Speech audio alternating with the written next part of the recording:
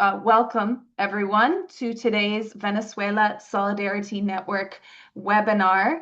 We are here today to talk about the devastating earthquakes in Venezuela, U.S. sanctions and attacks on Venezuela, and our tasks and perspectives as solidarity activists living in the United States or Canada or around the world and standing in solidarity with the people of Venezuela in defense of their sovereignty and self-determination at this important moment. We are going to be having a time to hear from our speakers on the ground in Venezuela who have graciously given us the time to join tonight's webinar. Questions and answers, as I said, fundraising and an appeal to take action against U.S. sanctions, and then some other important announcements at the end. Just over a week ago, on June 24th, 2026, Venezuela was hit with 2 devastating earthquakes. In the week that has followed, the Venezuelan army and rescue workers, alongside Venezuelan civil society and mass organizations, and international rescue brigades have worked tirelessly to rescue people trapped under the rubble and provide immediate assistance to impacted communities. Despite these efforts, as of 2 days ago on July 1st, nearly 2,000 people had been confirmed dead under the rubble, and over 10,000 people have been confirmed to be injured. Tens of thousands are still unaccounted for or missing.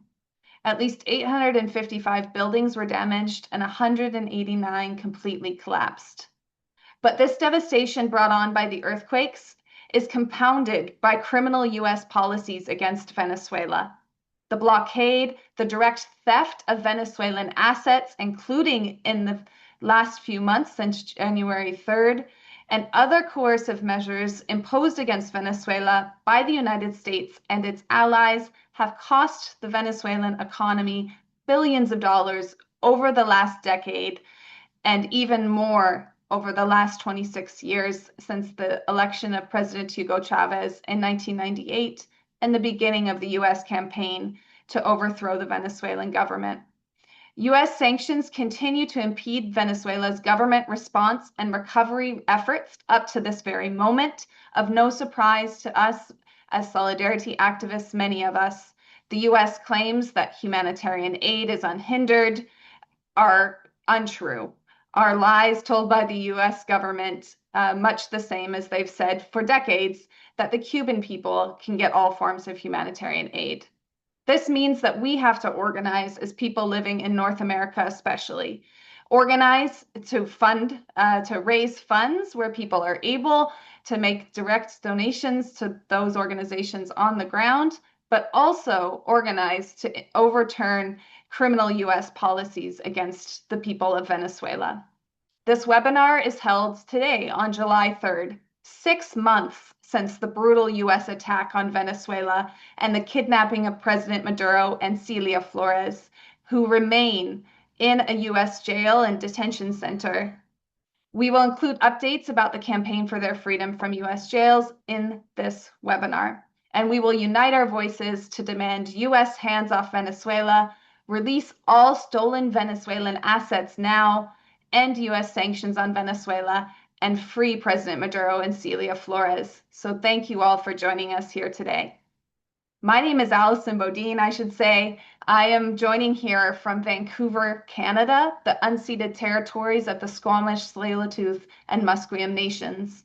I'm a founding member of the Venezuela Solidarity Network, a network of organizations primarily in the United States and Canada, but also in Venezuela and in England, who are uniting against U.S. attacks on Venezuela and in defense of Venezuela's sovereignty and self-determination. And I'm also the coordinator of the Fire This Time movement for social justice Venezuela Solidarity Campaign here in Vancouver, Canada. And I want to emphasize, as we discuss today, that we have speakers joining us direct from Venezuela who have been on the ground rescuing people from the rubble, recovering, unfortunately, people that may have been lost their lives to this natural disaster of the earthquakes, and also Venezuelans that continue to fight every day against criminal US sanctions. We are speaking at a time when the US war against Venezuela persists in many different forms, and we're here today to discuss how to respond and continue to unite around the demand of US hands-off Venezuela. I appreciate again all of your time and efforts to be here. Without further ado, I think we will go ahead and start our program. I do ask if people have questions to please put them in the chat. Just make it clear that it's a question. You're welcome to direct message me or any of the speakers as well through, I think you can message the hosts all at once, but if not, just put it in the chat. There's no Q&A box today if that's what you might have been looking for. If that's okay, William, I had you first in the program. William Castillo Bollé is the Venezuelan Vice Minister of Anti-Blockade Policies at the Ministry of People's Power for Economy, Finance, and Foreign Trade. He has been working diligently against US sanctions, including developing excellent resources that have been invaluable to us in the Solidarity Movement. Bueno, The Venezuelan situation and the continued US blockade. So there is interpretation also, if anyone has not joined it yet. It is active. Yeah, so I think William will speak in Spanish. So if you want to make sure you're in the English interpretation, it might take a second for us to get that all figured out. But William Castillo, it is an honor to have you with us here today.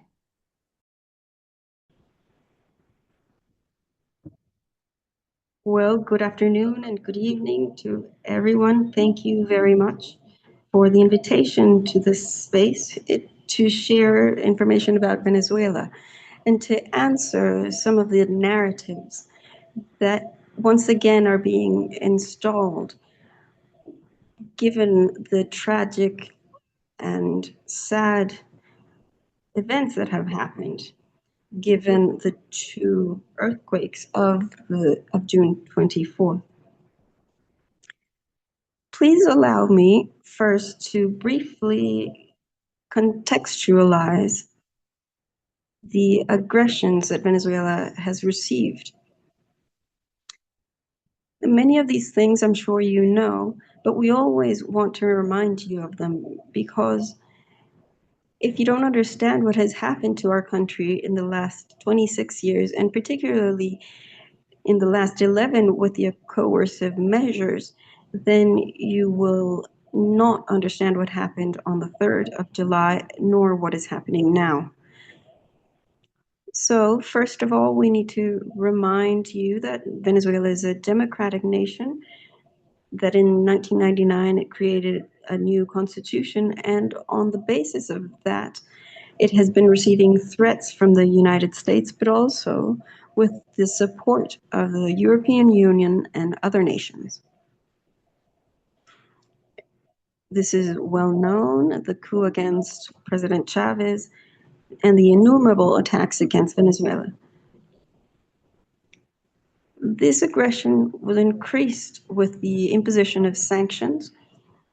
Today, Venezuela has 11 years of sanctions. It began in 2014. And Venezuela has been the target of 1,088 sanctions or coercive measures, blocked accounts, a stealing of the funds that are in the international markets. The United States seized funds and it did so from many different international institutions. The Inter-American Development Bank is one of those.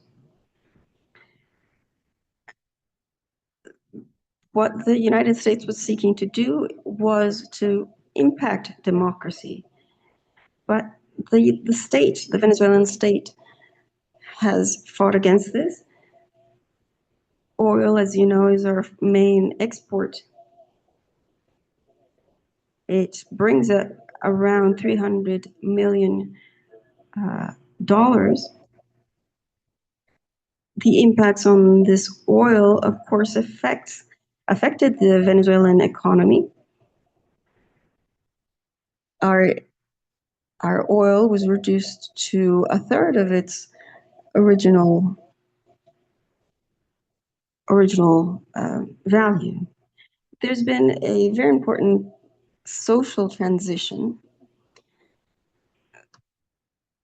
25% of the wealth that was in the highest classes was distributed down to lower classes.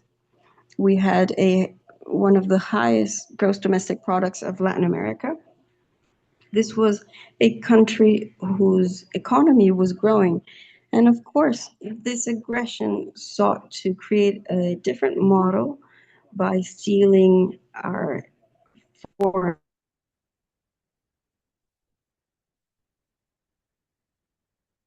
A lot of people died. There was a lot of induced migration of millions of Venezuelans, even if it's not the 8 million that the corporate press is trying to say, but a lot of Venezuelans left the country looking for opportunities in other parts of the world. We had a reduction in social services. So this generated great harm to our country. The U.S. has always said that the sanctions are to produce pain, and that was the effect.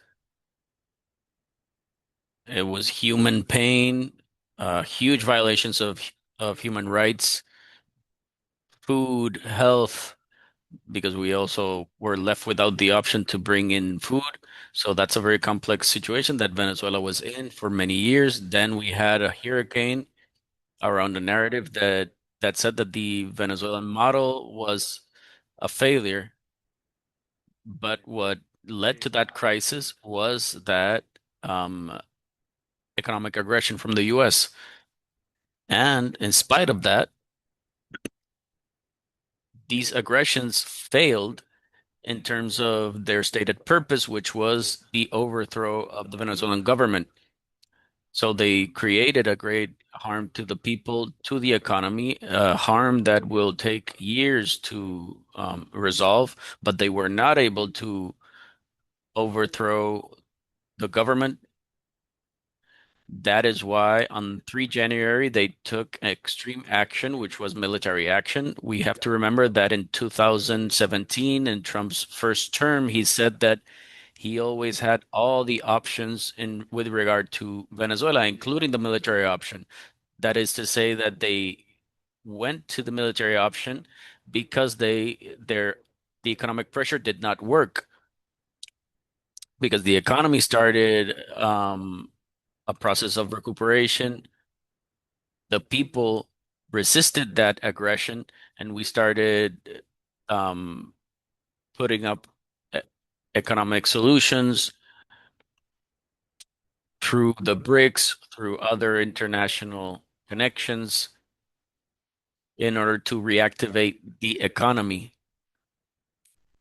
That is to say, the country confronted this aggression and started a process of recovery.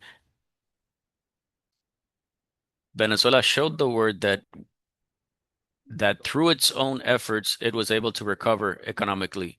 And that's why they went to the military option.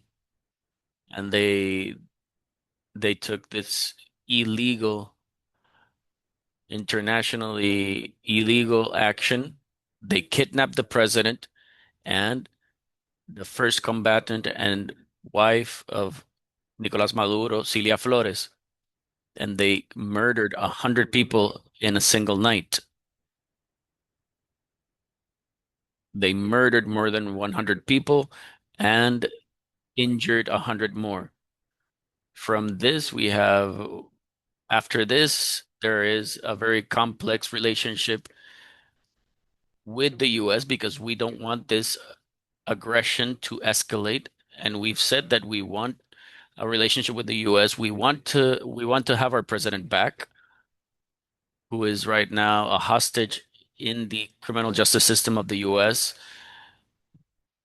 They are bribing the country with the lives of the president and first lady, and the US said that they were going to negotiate, and they were going to negotiate and start lifting the sanctions. And Venezuela, in order to protect the lives of our citizens and to avoid another aggression, we have ceded, we have agreed to a very complex negotiation process, and we are right now in that stage, a stage where the coercion continues, the the economic pressure over the country continues, but there is a public language saying that, oh, the US is now rescuing Venezuela. But the truth is that Hugo Chavez's political project is still in power. We are still working very hard, but look we are trying to preserve the peace and the safety of our citizens. And if for to do that we need to negotiate with our aggressors, then we're going to do it, because we want to come to diplomatic resolutions so that we get back the president and we can solve this situation of his kidnapping in the US. And that's how we came to the 24th July, which was a holiday. So there was a lot of people in the streets, a lot of people in La Guaira, which is very close to the capital, with a lot of beaches, with a lot of recreation, and they were, they everyone was in the streets and enjoying the holiday, because it's also an anniversary of the Battle of Carabobo. And then we had this double earthquake of of immense magnitude, two back-to-back, almost simultaneous earthquakes that affected severely the infrastructure, housing, services. La Guaira and Caracas were the most affected, and other states as well. This has produced, this has obviously produced a great shock on the population. The government has been activated. You were mentioning some of the numbers. I'm going to repeat them and add some of them so that you have a clear picture of the magnitude. I can send it to you. As of 3 July today, there have been 2,600 dead Venezuelans, 2,000, more than 2,000 injured, more than 6,000 people have been rescued from collapsed buildings, who were under rubble, who were, yeah, trapped under the rubble of their own houses. 6,462 people have been rescued by dozens of national and international rescue teams. More than 10,000 people have been left without a home.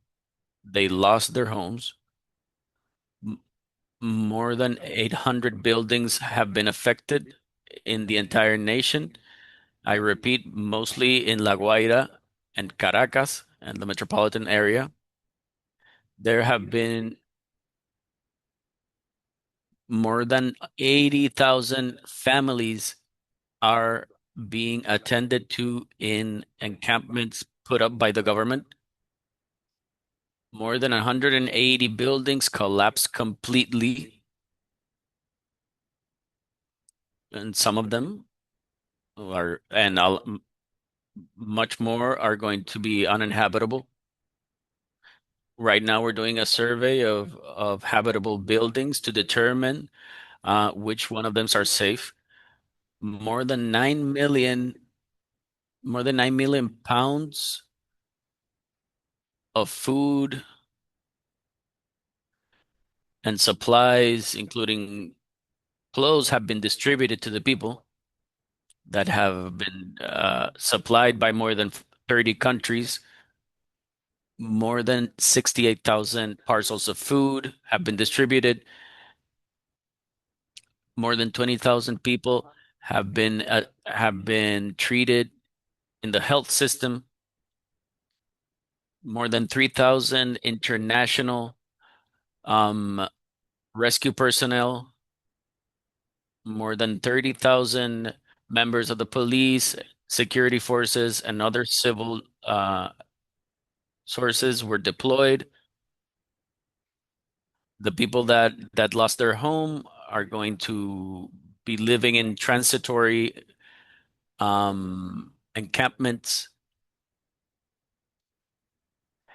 and more than 25,000 Venezuelan volunteers have registered to keep supporting the rescue efforts, not only in rescue efforts, but also entertainment, health, and other areas.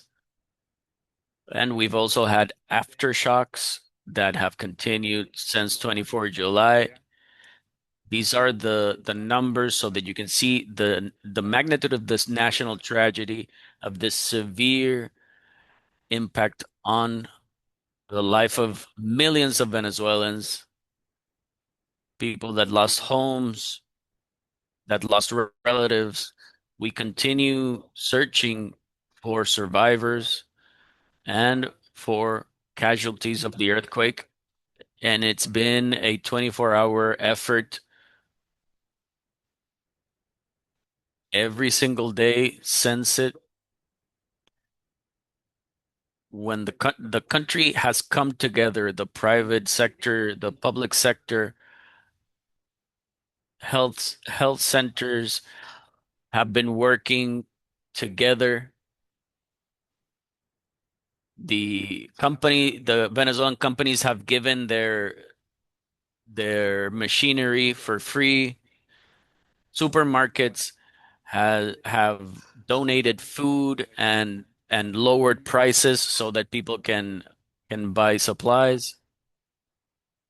There has been a lot of international support. We have to say it, from Mexico, from the US, even from a lot of countries, from Latin America, from Europe. They announced a $2 million fund to begin the reconstruction effort, and the president has already announced that everything that is donated internationally will be deposited in that fund so that the world knows that we are going to do this. The reconstruction process will be transparent. The reconstruction of Venezuelans' life.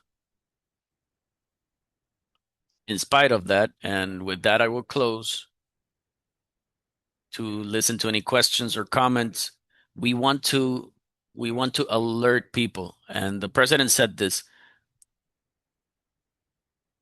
They are still trying to push a distorted narrative about what has happened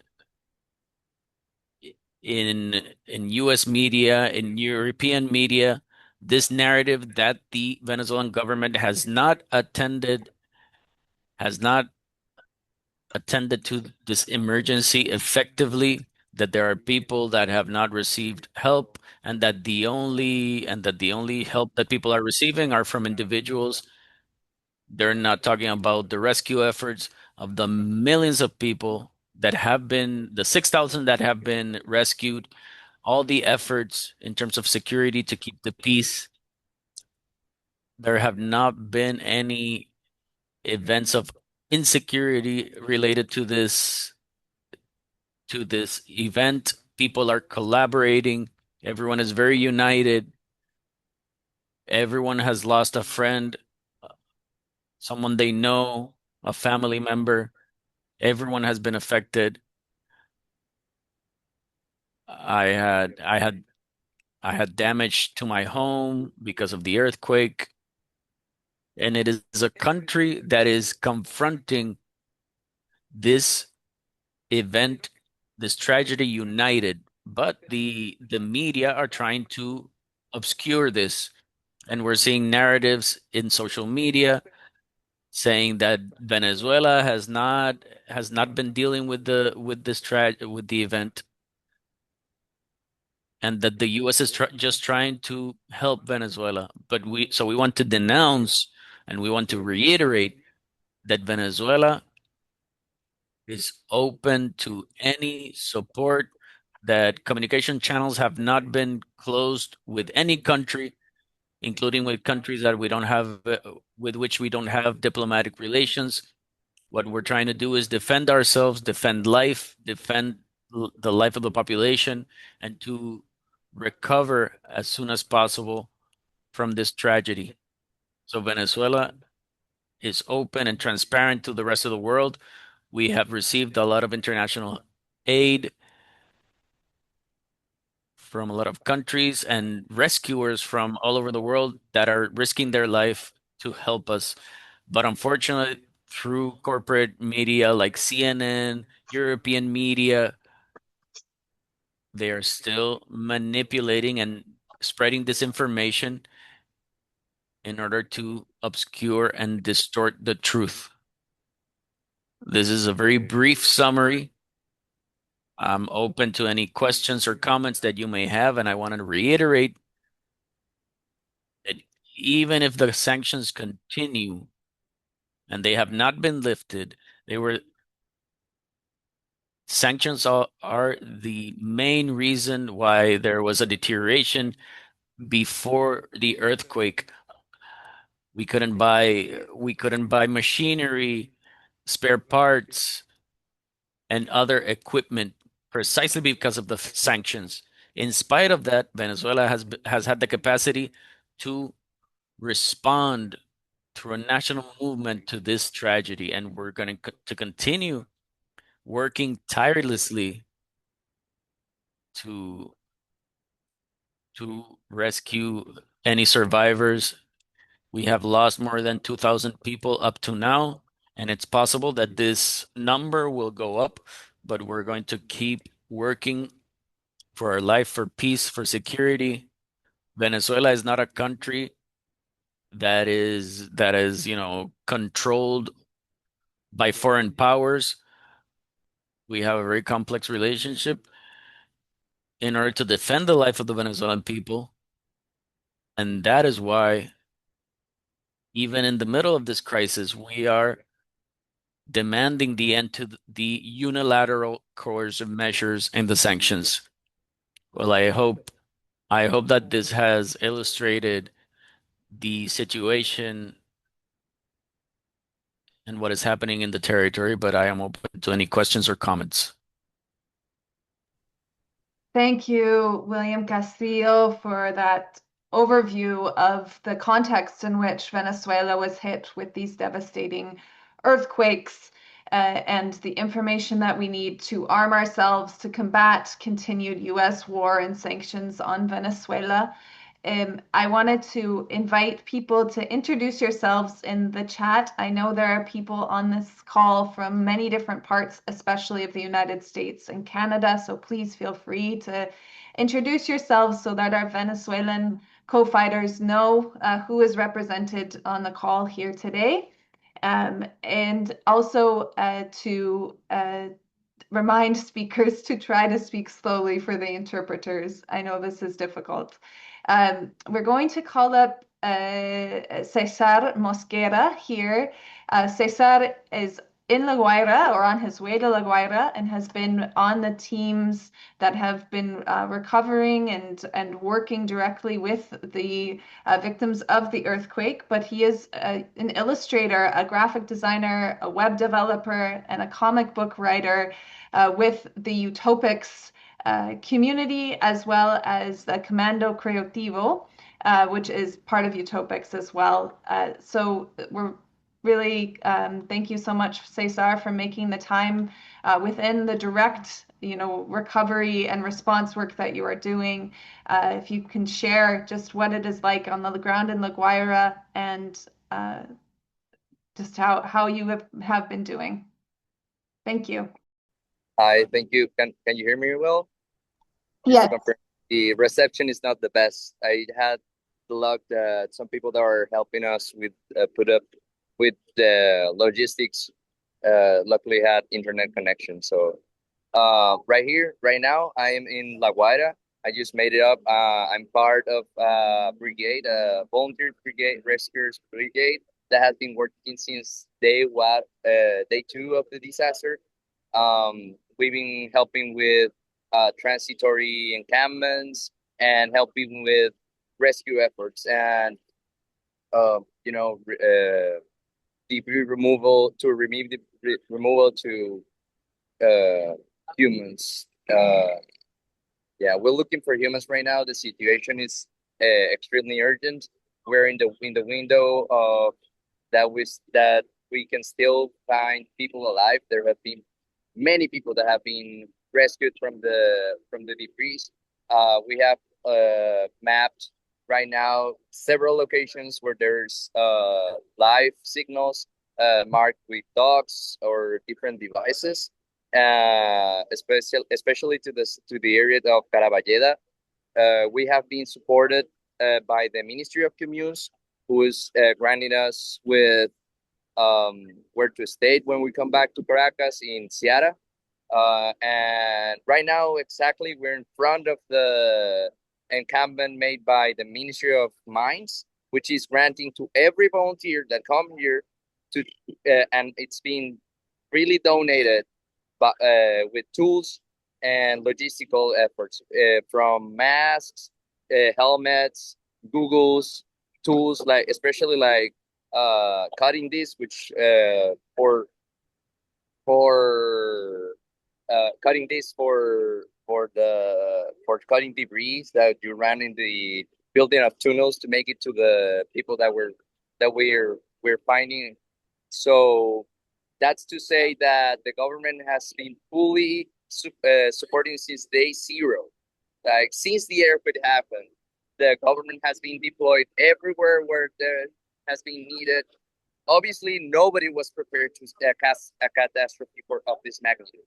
But it had never been seen like two earthquakes simultaneously, especially in a zone with where the like La Guaira, where the tectonic plates are so. Sorry, that was a ambulance. Hopefully with someone like. So as I was saying, like La Guaira was specifically hit by the earthquake because of the composition of the tectonic plates. So the La Guaira looks like a war zone. Like I've never imagined in my life that I would experience something like this. Luckily, my family is fine, so I'm able to come here and volunteer like many people who are leaving everything behind to come and help out the camp as they can to picking up debris to bringing donations to exposing their lives in extreme conditions just so we can save more Venezuelans. It's important because we need every help is good.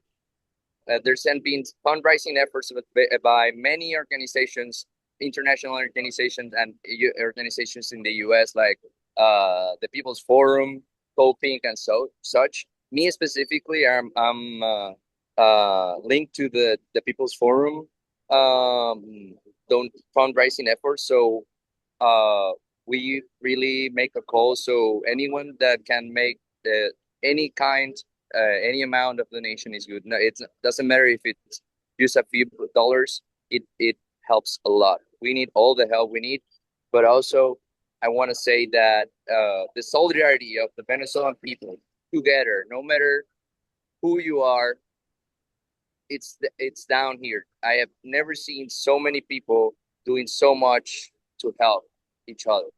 The examples of solidarity that you have seen between brigades and even the international brigades. We were working yesterday. Well, I don't know what they were like anymore. Like I think it was yesterday. We were working with brigades from Argentina, El Salvador, Colombia, in a building that the dogs mark that there's life. That's the point where we're going right now. We don't know what happened. We've heard rumors that people were recovered, but that information we have to verify that information. It's specifically in Costa Azul, in Tanaguarena, just after Los Cocos, and we have map in the area called Caraballeda, where we're going to go to help people that it's working on the rescuing efforts. So that's it. I'd like to give more information, but we have to go there. So thank you very much for the opportunity. Thank you, Cesar, for making the time to make that appeal. Not only are you, helping on the ground with logistics and rescue, but also politically responding and helping us to combat the disinformation being spread about Venezuela's response to the devastation of the earthquakes, and remind people that the solidarity built in Venezuelan society has and through the Bolivarian revolutionary process of these last, over 26, 27 years has meant that the people organized are part of the efforts to recover and to rebuild and like you said, continue to find people alive following this devastation. So Venezuelans are united, are in solidarity with each other and need our support both politically and through fundraising. So I did put the link in the chat for the People's Forum fundraiser. There'll be other fundraisers we'll be sharing later on as well, but I really encourage people to continue to share that. From the Venezuela Solidarity Network, we're encouraging people to donate to that campaign along with others, including CODEPINK. So thank you, Cesar, and I can see other people with you as well. All of our love and solidarity from here and around the world. Thank you. You're on mute if you wanted to add anything before you go, but we can see you all. The brigade wants to say hi. Certainly, yes. Thank you so much. Venezuela, the best country in the world. Thank you. Que viva Venezuela! Viva Venezuela! Thank you, Cesar, and to the entire brigade. I also, so now we are going to hear from our final speakers of the panel. Venezuela's response to the earthquake, as I mentioned, is also based in the community and in the mass organizations of the Bolivarian revolutionary process. And one of those is the Unión Comunera. Many of us that have been to Venezuela have learned from the Unión Comunera, have visited some of the communes, and we are just very grateful to have your voices here with us today to talk about the devastating earthquakes, but also the importance of international solidarity against continued U.S. attacks, sanctions, blockade, war against Venezuela. We have with us Anaís Marquez. She is a parliamentarian for the Cinco de Marzo Comandante Eterno Socialist Commune, the 5th of March Internal Comandante Socialist Commune, and a spokesperson for the national leadership of Unión Comunera. And she's going to share a bit about the response of Unión Comunera and Venezuela today. Also, Anaís, how are you doing? How is your organization? What is it like to be in Venezuela at this moment? Welcome.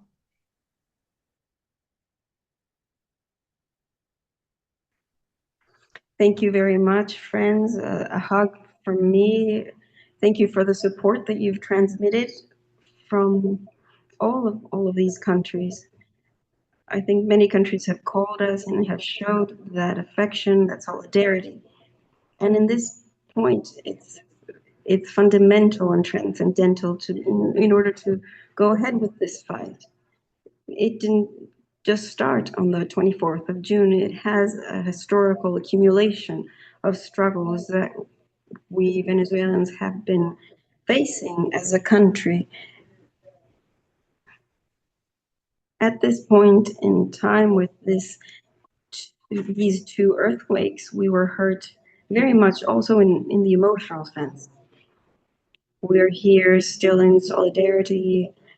Those of us who weren't affected physically, we are definitely broken with the emotional aspects of these loss of life and this disaster that we've seen in these days. To see the solidarity of the international community, but also the national community, that with all of its love and humility sought to rescue people and to find whatever these people required after this first step. We're just beginning now. It's only been a few days, and we won't get up from this immediately, but these are going to have to be steps that we need to take in order to recover all of this social tissue that, given the media, has been attacking systematically. Venezuelans have shown that what they're saying is not true. Many people have gotten together with our different ideologies, but we've come together in this disaster. And we have done so from love and recognition and from humanitarian aid. Unión Comunera, as a national movement, we are dedicated to communes in different regions. One of the regions that was most affected was the capital region with Miranda, La Guaira, Carabobo states. These were the regions that were most affected by the earthquakes. La Guaira was the state with the most damage, and along with some parishes of Caracas. We got together to assist in terms of rescuing people, but also logistics in these places where people would bring what is needed for those rescued. That would be at a national scale, not only here in Caracas. Communes have been gathering together food, agricultural products, and bring them to these spaces. At the moment, we are getting these spaces ready to receive people, not only in schools, but also in the bases for missions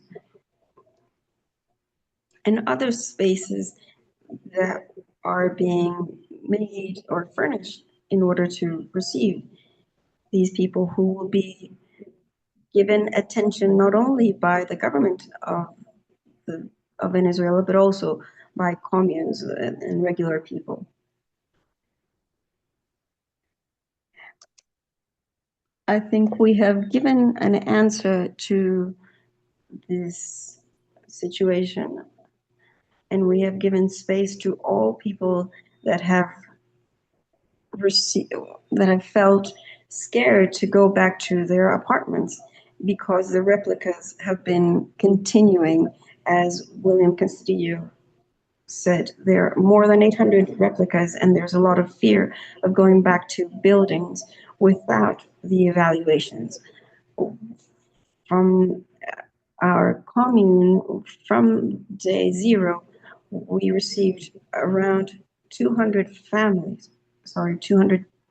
people that live around our area and that were scared to sleep those next 3 nights in their buildings, given the replicas. So we helped those people. We brought them coffee, water. We received water, shoes, clothing. And we were distributing all these supplies that we received, and at the same time, we were communicating between we kept communication open to know where people needed immediate attention. We were sending, we were going to different zones in Caracas, even the ones that weren't as affected as in La Guaira, because it wasn't only the buildings that collapsed, but there are buildings that are in danger of collapse, and these families are being given shelter as a form of prevention. So we're not only serving families, in the injured and families that could lose everything if the aftershocks continue and their buildings collapse. It's happened in Macarao. We were working in Macarao and Junquito. We're gonna serve 300 families there, and in those and all the schools where we were going, that we have been going, they're telling us that it's they're serving more than 300 people, depending on the capacity of the buildings. So we're doing this among communards and other organizations to know which families are being attended, what is the priority in all these centers or camps, so that we can provide immediate attention and provide what they need. If it's medicine, if it's clothing, if it's water, and then we organize groups of men and women in each of the communes, and we communicate to see who is closer to um each site, and we bring the necessary supplies to each of these spaces. Well, we we had a popular consult coming up, and we are proposing that those resources can be used to help people, knowing that if there wasn't a criminal blockade and the unilateral coercive measures, we would have the tools and the equipment to deal with this. It's important to reiterate this because they're saying that there's no attention from the government, and it has been immediate. There were a lot of functionaries that were trapped in La Guaira.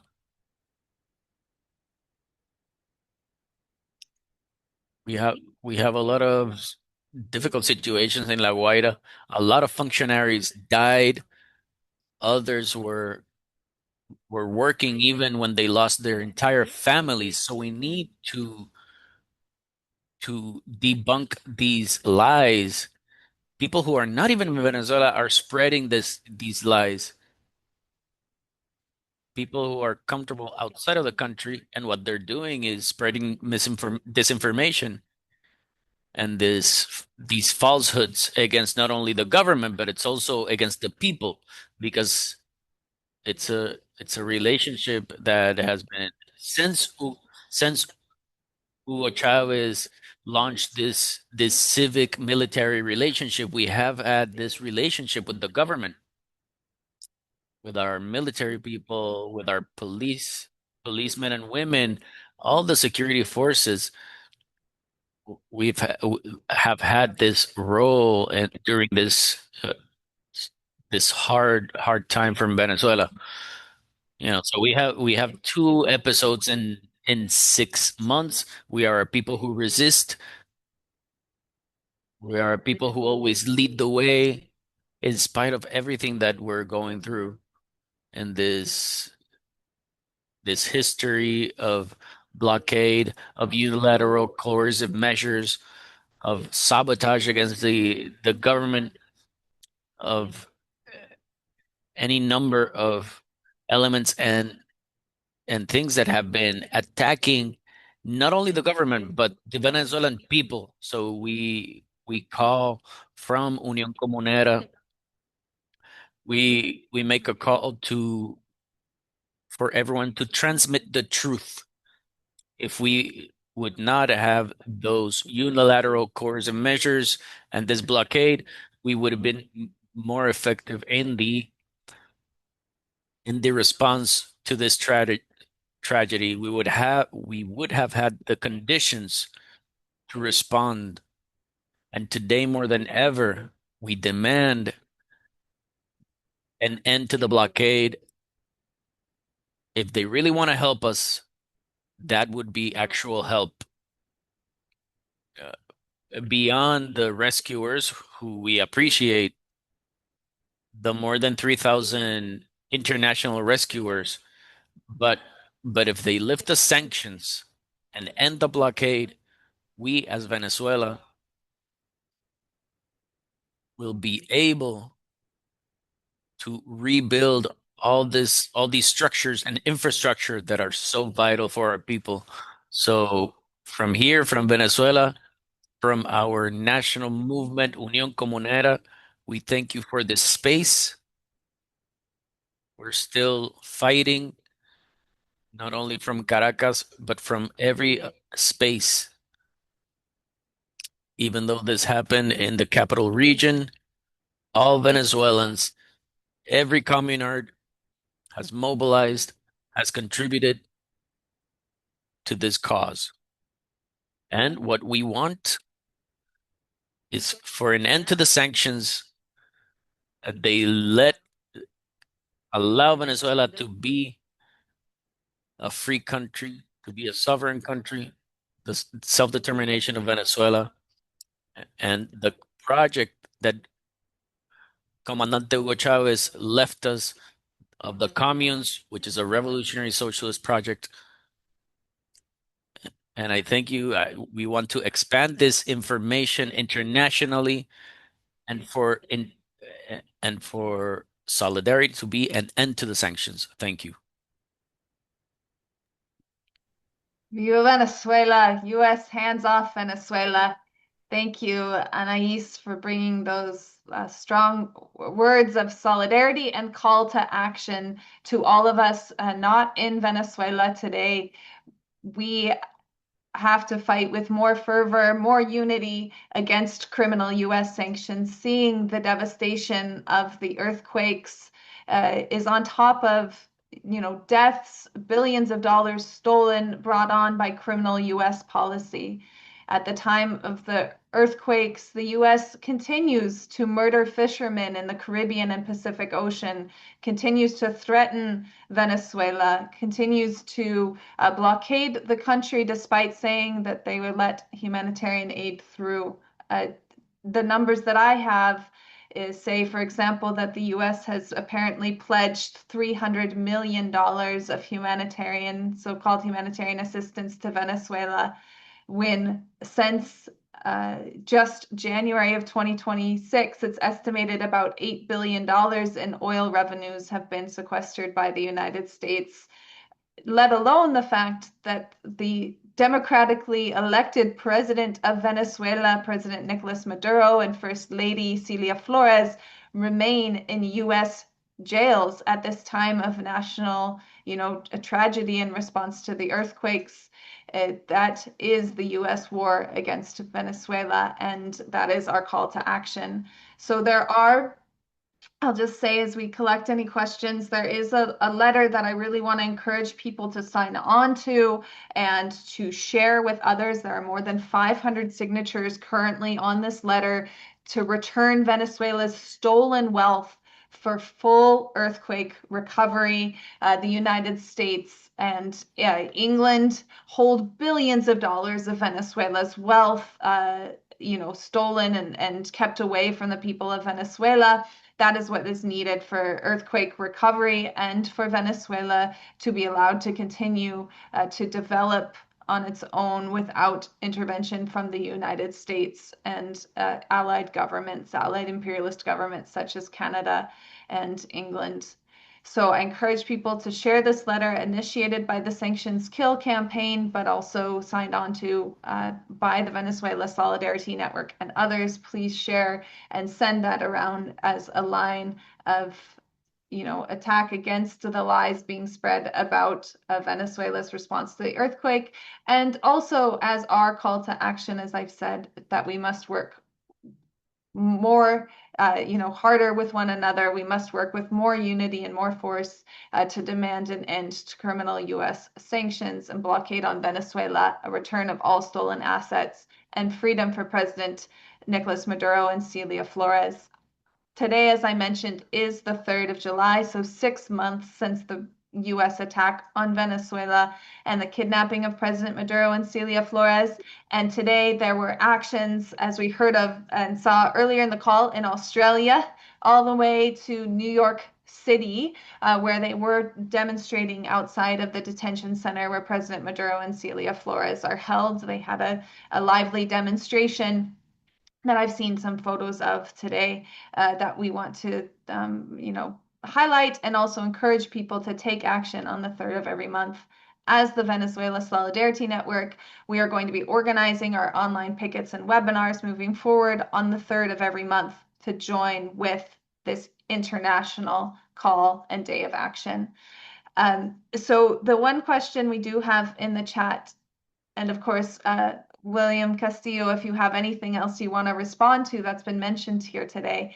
But the one question we have is if people could describe more the social media campaign against the Venezuelan government in the first hours after the earthquakes and kind of the rapidness with which that spread. I think it'd be good for people to really understand that the United States and their allies are likely, and the violent right-wing opposition in Venezuela will attempt to take advantage of this earthquake situation in order to sow chaos and division in Venezuelan society, in order to, perhaps grow their military intervention in Venezuela. And it's important that we are on high alert of that here from within the United States, Canada, and internationally. So, William Castillo, please.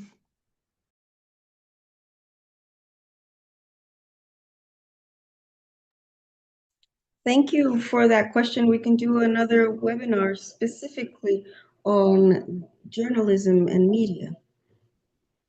But I did a general presentation on what's going on. We saw our president talking to different journalists and saw a lot of aggression there. The general narrative has been to try to deny the existence of a public policy to attend to the situation, to criminalize the government once again, to damage its credibility, the credibility of the president. She was describing that the first message that was sent around in social media, these campaigns begin in social media and then go to regular media and come back through. That's the way this logic of disinformation works. The first thing was to say that there was chaos. In the beginning, they told people to go to La Guaira. There were people, of course, that had their family members in La Guaira and had a right to go down to La Guaira. We say down because La Guaira is at sea level and we are 900 meters above it. So anyone that had a family member or someone that they knew in La Guaira, they wanted to go down. That's absolutely normal. But immediately an operation began to try to close the way and create chaos in these passageways, to collapse them. That is the La Guaira Caracas highway is the main way to bring humanitarian aid because the international airport in La Guaira was closed. So the only way to begin to take medications, people, rescue members, was that highway, Caracas-La Guaira. They tried to collapse it, and the government had to militarize it and establish a registration system to get people, give people permission to go down.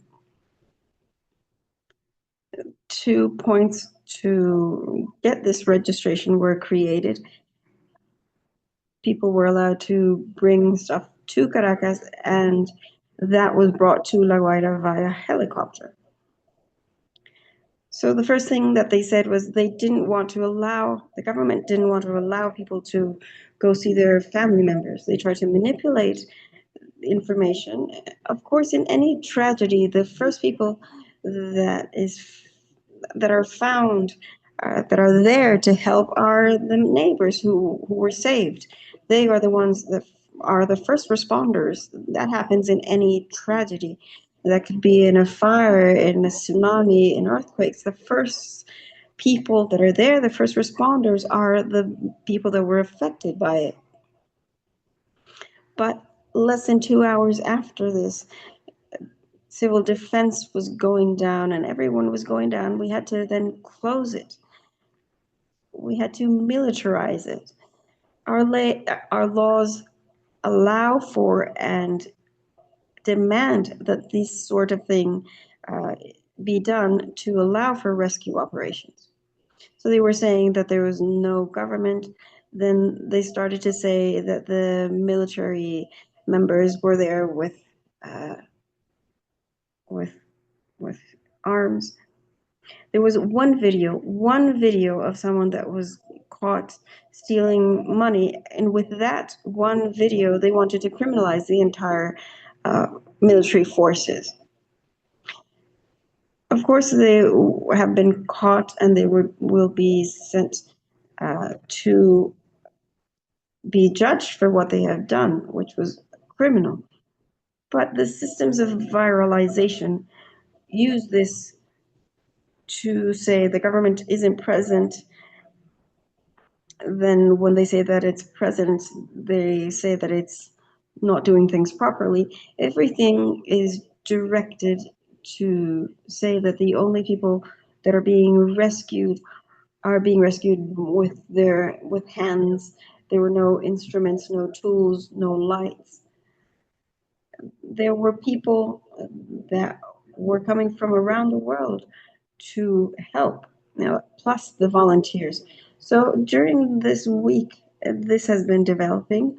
And yesterday, to end this week of lies, 2 journalists repeated this narrative.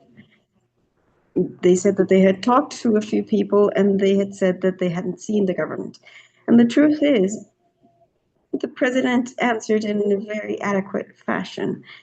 She said, in a tragedy, when someone knows that their family member is under the rubble, there's a lot of pain, there's a lot of despair. But you have to see the testimonies of people that were rescued, the people that are in hospitals, people that were rescued by friends, neighbors, rescue operations. All of this help, national and international, communal, which was described by Anais, humble people from our communes are organizing to receive families. All of that is made invisible and is denied in the media. So this is a general description. We have tried to get most precise information together. But I think that summarizes well what has been happening. It hasn't really gotten through to people here, that narrative, but it does feel like it has gotten its influence outside of Venezuela. Thank you, William Castillo. Anais, is there anything you would like to add to that?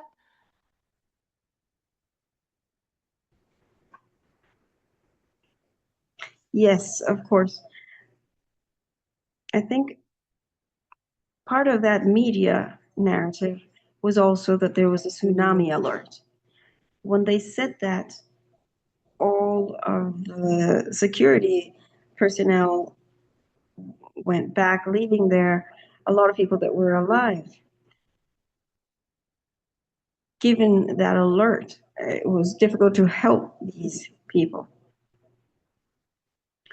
Also, they had been saying that most of the buildings that fell down were from Misión Vivienda. structures that were created given damages that the region had received before from flooding. From these number of structures, there were very few that actually were damaged, but the media has been saying all the time that these were the ones that were damaged. We have to talk about this. I think actions speak for themselves. Every lie has been countered by the people and the government. Together, we have demonstrated that here you can find a people that are organized, that there is a government that is with the people, and that we are giving answers to all of these people that have needed help. That's part of the disinformation going around, that truly people from outside have been carrying out. People that are here, that are in La Guaira, that are in Caracas, and that espouse a different political ideology, have realized that the people and the government have answered equally to all. Thank you, Anais. If anyone has any additional questions, I'm going to make a few announcements and then I can ask our speakers to make any closing comments. I think one of the myths from the outside, from here in the solidarity movement, that we also have to be clear about, that we've been asked by Venezuelans to make sure people understand, is also that people in Venezuela are aware that international NGOs, the US government, and their allies may try to take advantage of this disaster situation to increase their, hold on Venezuela, to continue to strangle Venezuela in whatever way they can, and attack Venezuela's sovereignty and self-determination. And we, I think, have to know that Venezuelans are aware of this, that part of the response, of the unity, of the solidarity that's being built, is in response to this threat, and that our job as people living in the United States and Canada or England is that we have to demand an immediate release of all stolen assets and into the sanctions, and US hands off Venezuela. US must end their intervention in war against Venezuela, and that is our responsibility as people here in the United States, Canada, or around the world, in any country that is now the Venezuela is still under US attack. Within the broader attack, this operation, a shield that was introduced by the United States government, the criminal genocidal US government, is really a threat to the peoples of Latin America and of Venezuela, and it is our responsibility to fight against that from here in the United States or Canada. So I wanted to just emphasize that as a way to encourage people to really join with us in the Venezuela Solidarity Network in order to organize, to coordinate our actions, to build a stronger and more united campaign to demand freedom for US President, or demand freedom for Venezuelan President Nicolas Maduro, and Celia Flores, and an end to the US war in Venezuela and a return to all stolen assets. So we are going to put in the chat some information about the Venezuela Solidarity Network. If you're not already a member, or want to join the email list, or want to figure out how to join our monthly meetings, then please fill out the form that I just put into the chat. Also, again, about the Return Venezuela's Stolen Wealth for Full Earthquake Recovery sign-on letter. That is very important.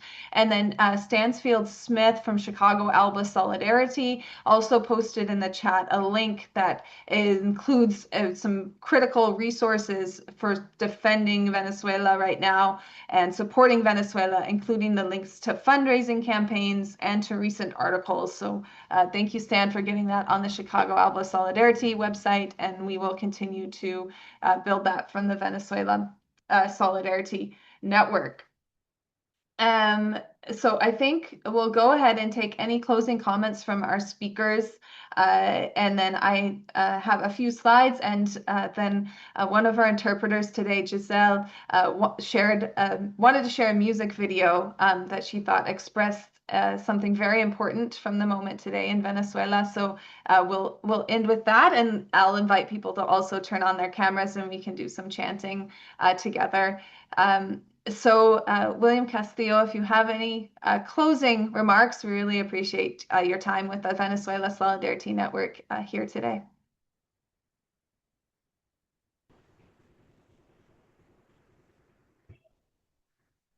Well, just reiterate the thanks from the people of Venezuela to everyone that is participating here, anyone that is giving their support in any way that they can, everyone that has written to send their support, some text to do so. Che said that solidarity was the tenderness of the people. Any show of love, solidarity, support to our people is welcome and is received. And the most important thing is what has been the spirit of this webinar. We need to continue the fight so that Venezuela recovers its economic rights, which are also under coercion. It's a type of coercion that affects our economic sovereignty. We want to recover all our assets. We want the end to the sanctions, lifting of the blockade. And as Anais said, Venezuela has moral, technical, and economic resources to face any circumstances and to recover itself. Of course, in these circumstances that we're living, we thank all of the solidarity, which is a show of the affection and love for Venezuela and its people who have always showed their solidarity for the causes of the world. So I don't have anything else other to say apart from just let's keep in touch. Let's use these platforms in order to bring our messages across, and in order to continue to struggle together for for humanity without sanctions against Cuba, Nicaragua, Venezuela, and all the countries that are generally small countries, small economies that are affected by these measures. And thank you very much for the love, support, and commitment to our people. That gives us more commitment to you all. Thank you again, William Castillo. Anais, any closing remarks? Yeah, of course. I just want to reiterate our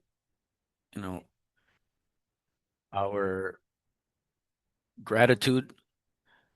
We want to say that this year, 2026, has been a year of resistance for the Venezuelan people, has been a year of being under threat that we have known, we have confronted with a kidnapped president and first lady, and we demand their freedom.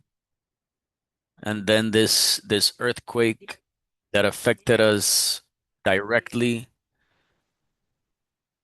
and we showed as a people, as a united people, from humility, from love, that we are with all these people that need us right now, and all Venezuelans are united, and we have seen that international solidarity that every day grows even more through the international relations that we have established, and those opportunities for exchange when people come to our country, with everything that we do to resist, to continue to flourish as communes in Venezuela, the historic project of our Comandante Chavez, the commune project, and we invite you to continue that support, that solidarity with our people, not only with the Venezuelan people, but with the Cuban people as well, with all peoples who today are under threat by an empire that will not rest, and that if we are not united as sisters and brother peoples, we will not be able to end this empire. So this unity is necessary and fundamental right now to confront this imperial and fascist offensive that we have been facing for so long. So a hug to all of you. Thank you for the solidarity and that letter, and end the blockade and the sanctions so that Venezuela can be finally a sovereign and independent country, and for the liberation of all our peoples. Thank you. Thank you, Anais. Venceremos, we will win. We can feel that on this call here today. People, from many different states, provinces in Canada and internationally, I've seen come join and back and forth. Thank you again to William Castillo Bollé, the Vice Minister for Anti-Blockade Policies in Venezuela, Anais Marquez from Unión Comunera, and of course also Cesar Mosqueda, who had to leave because he is on the ground in La Guaira from Utopix artistic community.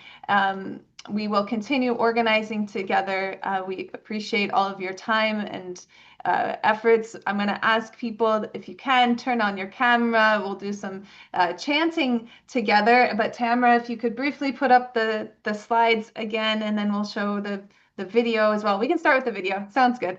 This is the music video that Giselle, one of our Venezuelan interpreters, wanted to be sure to share today as a sentiment of resistance.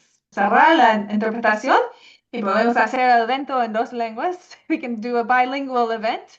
Gracias a Giselle y Eduardo por su trabajo súper bien de interpretación de hoy. Es muy importante a nosotros a tener interpretación para cada de nuestros eventos. Thank you so much. It's very important we have translation to the Venezuela Solidarity Network, and Eduardo and Giselle, you did an excellent job.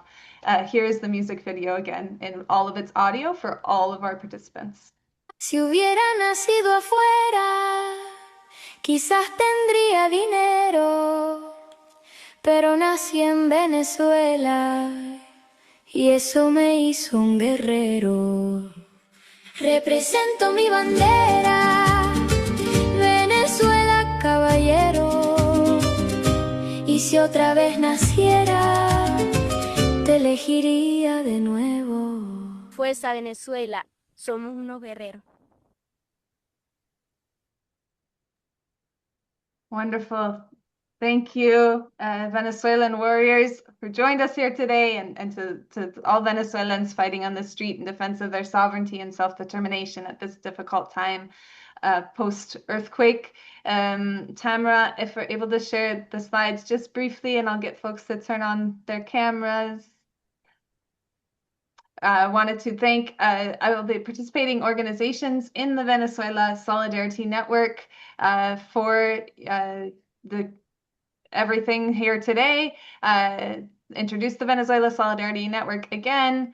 We've been having online picket actions and webinars once a month, but also organizing coordinated events, having discussions. Want to invite people to get involved with the Venezuela Solidarity Network. More info is on our website, venezuelasolidaritynetwork.org. I also want to encourage people to write directly to President Nicolas Maduro and Celia Flores. They are at the Manhattan Detention Center in Brooklyn, Detention Center in Brooklyn, where our co-fighters in New York held a protest here today demanding their freedom. You can write them at this address. There are, of course, a number of regulations when you're writing to people in prison, so please be sure to double check those online. These are just an example. You can't send postcards. It should be on a letter. There needs to be a return address, and no extra kind of enclosures. The addresses are there. Encourage people to write. And next slide. To the supporting organizations of the Venezuela Solidarity Network, again, thank you for your support, participation, and continued work together to build a stronger and more united movement, demanding U.S. hands off Venezuela and free President Maduro and Celia Flores. Those are all of our slides here tonight. We're going to go ahead, as is the tradition with the online pickets. Vamos a comenzar con un foto grupal, with a group photo. If you want to turn on your camera, we will take a picture and chat together. I believe I can make it possible for people to be able to turn on their microphones. William is ready. Very good. Okay, here we go. I think people maybe can unmute themselves now. If not, maybe let me know in the chat, but I think you can. We will chant together. U.S. hands off Venezuela. Hand off Venezuela. Release all Venezuelan assets now. Release Venezuelan assets now. Free President Maduro. Free President Free Maduro. President Maduro. Free Celia Flores. Free Celia Flores. Celia Flores. Libertad para el Presidente Maduro. Libertad para el presidente Para el Maduro. presidente Maduro. Libertad para Celia Flores. Libertad para Celia Flores. Celia Flores. U.S. hands off Venezuela. U.S. hands off Venezuela. Venezuela. Now we'll do our photo. Que viva Venezuela. Que viva Venezuela. Yes. Que viva. anybody Viva Venezuela. something? Que viva. Viva. Let's continue our work Yeah. to demand an end to U.S. intervention in war and sanctions on Venezuela, release all Venezuelan assets now, end sanctions on Venezuela, free President Maduro and Celia Flores. Thank you again to all of our speakers, William Castillo, Anaís Marquez, and Cesar Mosqueda, for joining us here today, for everyone that supported. And let's see each other online and in the streets in defense of Venezuela's sovereignty and self-determination. Que viva Venezuela! Viva Viva. Venezuela! Viva Venezuela. Nos vemos.